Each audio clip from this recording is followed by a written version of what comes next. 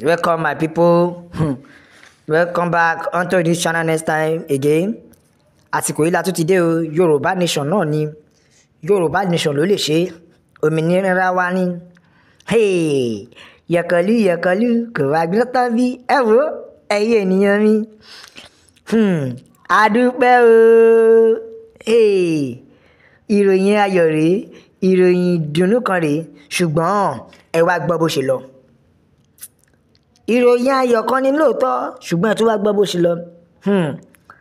Ìdí tí mo fi pè ní ìròyìn ayọ̀ ni pé àṣé lóòótọ́ ló sọ pé ọ̀rọ̀ àgbà bí ò ṣe lówùúrọ̀ dandan ni kó ṣe tó bá dọjọ́ alẹ́. Èyí ni ó dífá fún ìròyìn tó ń bẹ níwájú mi yìí. Ìròyìn jẹ́ kó yé wa wípé a dúpẹ́ o. Ọ̀rọ̀ tí olóyè Sunday Adéyẹmọ Ìgbòho sọ ti wá sí ìmúṣẹ ní ojú President Tinubu ni ọ̀rọ̀ yìí ti wá sí ìmúṣẹ. Ìròyìn ayọ̀ ni eléyìí fún àwa ilẹ̀ Yorùbá nation, ṣùgbọ́n ìròyìn ìbànújẹ́ ni fún àwọn ọ̀tá wa, àwọn tó ń fẹ́ ká gba òmìnira wa, àwọn tó ń dìnà òmìnira náà. Gbogbo ọ̀rọ̀ tí olóyè Adéyẹmọ Sunday Ìgbòho sọ gbogbo ẹ̀ ló ń wú ṣe báyìí o. Láéláé àwa náà ò ní gbà. Bẹ́ẹ̀ ni, nítorí ìyà yìí tó gẹ́ o. Ẹ̀yin ènìyàn mi, ìyà yìí tó gẹ́. Tẹ́ ẹ tún wá wo ìyà tí Fúlàní tún gbé ṣe tó tún fi jẹ wá. Ẹ̀yin ènìyàn mi, ṣẹ́ríìdì ta fi ń pariwo pé Yorùbá nation la fẹ́. Ṣẹ́ríìdì ta fi ń pariwo pé Yorùbá nation ló lè ṣe. Ìran ilẹ̀ Yorùbá òmìnira wa la fẹ́ o. Bí mo ṣe ń bá yín sọ̀rọ̀ lọ́wọ́lọ́wọ́ yìí, ṣe ni àwọn Fúlàní tún ti ṣẹ́yọ débi pé wọ́n tún ti hùwà míì ní ìlú Àbújá. Kódà wọ́n tún jí ẹnìkan gbé. Ẹ̀yin náà gbọ́.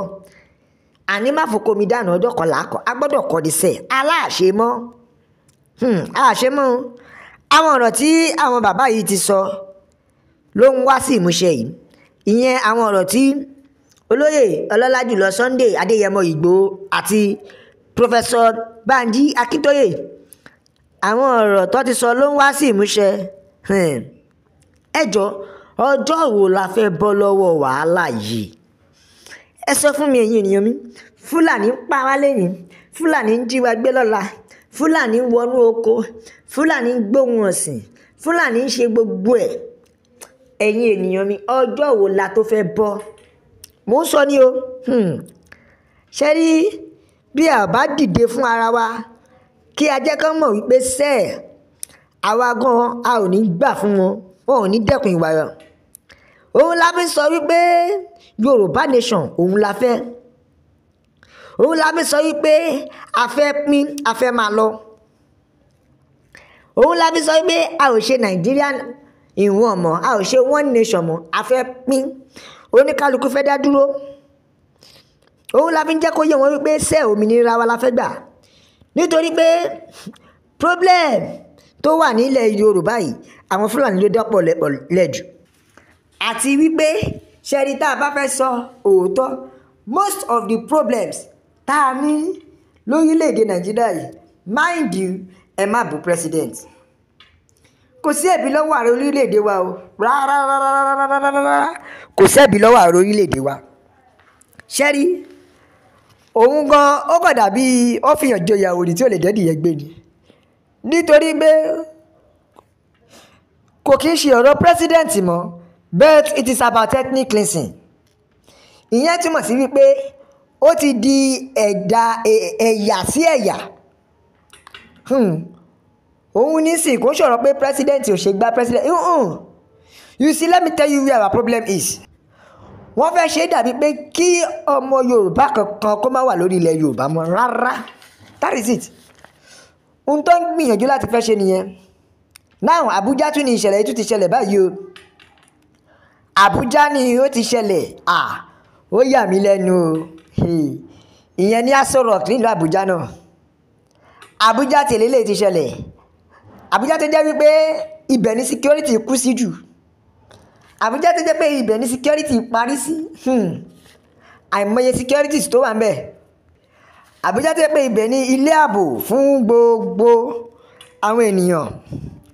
Ibẹ̀ ni headquarter fún àwọn army. Ibẹ̀ tún ni headquarter fún àwọn ọlọ́pàá, ìyẹn police. Bákan náà ibẹ̀ ni headquarter fún àwọn custom. Gbogbo securities tó wà Nàìjíríà pátá, Abuja ni headquarter wọn. For you to know that is not about our president. No, it's not about our president anymore. You see, what we are facing now is not about president or it's not about kò ṣe nǹkan gidi. Ṣùgbọ́n ibi tí problem yẹn wà is from our cabals. Ṣé rí àwọn kan wà, ìyẹn àwọn cabal, nǹkan tó bá fẹ́ kó ṣẹlẹ̀ ló máa ṣẹlẹ̀. Nǹkan tó bá need, tó bá fẹ́ ni ààrẹ gbọ́dọ̀ ṣe.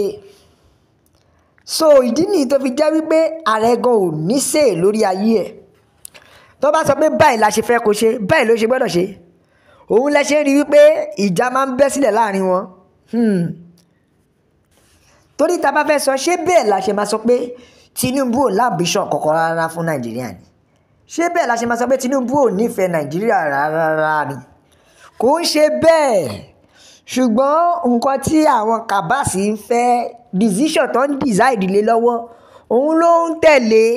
So ìdí nìyí, can you not see it's not about president anymore? It is about what? It is about ethnic cleansing. That's why we need to stop. That is why we need to go our own way. Ìdí nìyí tá a fi gbọ́dọ̀ pín o, ẹ̀yin yẹn mi. Ìdí nìyí tá a fi gbọ́dọ̀ dá dúró, tí oníkálukú fi gbọ́dọ̀ wà ní ààyè ara tiẹ̀. Nítorí pé a ò fẹ́ mọ́, a ò ṣe mọ́. Because mo lè remember dáadáa vividly, I can remember very well that wípé kí Tinubu tó sọ pé òun jáde fún president, òun láti ń pariwo Yorùbá nation, òun láti ń pariwo pé a ò ṣe mọ́. Òun ní àwa Yorùbá nation, àwa ìjìjàngbẹ́ láti ń pariwo, àwa sọ̀rọ̀sọ̀rọ̀ tí ń pariwo wípé Yorùbá nation la fẹ́. So is either is there or not, what will happen will still happen because that is the decision of the cabals. Bẹ́ẹ̀ni, òun ló wà ń bẹ àbọ̀ òun kọ́ o, ohun tó máa ṣe náà lọ́ ṣe máa ṣe nítorí wípé àwọn cabals ló ń darí. So ìdí nìyí tó fi jẹ́ pé ààrẹ kan ò lè wá máa jọba, kò lè wá máa darí wa nílẹ̀ bàbá wa. Ẹ jẹ́ ká pín ẹrú ẹ̀ ní èèyàn mi. Ìdí nìyí tó fi jẹ́ pé a gbọ́dọ̀ fi pariwo Yorùbá nation la fẹ́. Ìdí nìyí tó fi jẹ́ pé a gbọ́dọ̀ jẹ́ kó mọ̀ wípé òmìnira wa la fẹ́. Nítorí pé bí bẹ́ẹ̀ kọ́, wọ́n á sì máa fi ọ̀bọ lọ̀ wá lọ. That is it, my people. Ṣẹ́rí, wọ́n máa fọ̀bọ lọ̀ wá. Tó bá dẹ̀ yìí ń ṣe bẹ́ẹ̀, wọ́n ti kà wá kún aláìlágbára. That is why tọ́lọ́run ṣe rán ẹni rẹ̀ sí wa, ìyẹn olóyè ọlọ́lá jùlọ Sunday Igboho Òòṣà àti bàbá wa Professor Banji Akintoye láti dìde fún àwa ìran Yorùbá. Títí àwa ni pé ká dúró, ká jẹ́ kí wọ́n mọ̀ pé òmìnira la fẹ́. No retreat, no surrender. You see, ẹ̀yin ènìyàn mi, a ó máa fi èyí ṣe ìdágbére nítorí pé àgbẹ̀ oníroko títí kó gbàgbé ilé bó pẹ́ bóyá onílé àrèlé. See, until this channel next time, we dey use this opportunity to tell you, à ń jẹ́ kó fi yé yín pé ó dàbọ̀.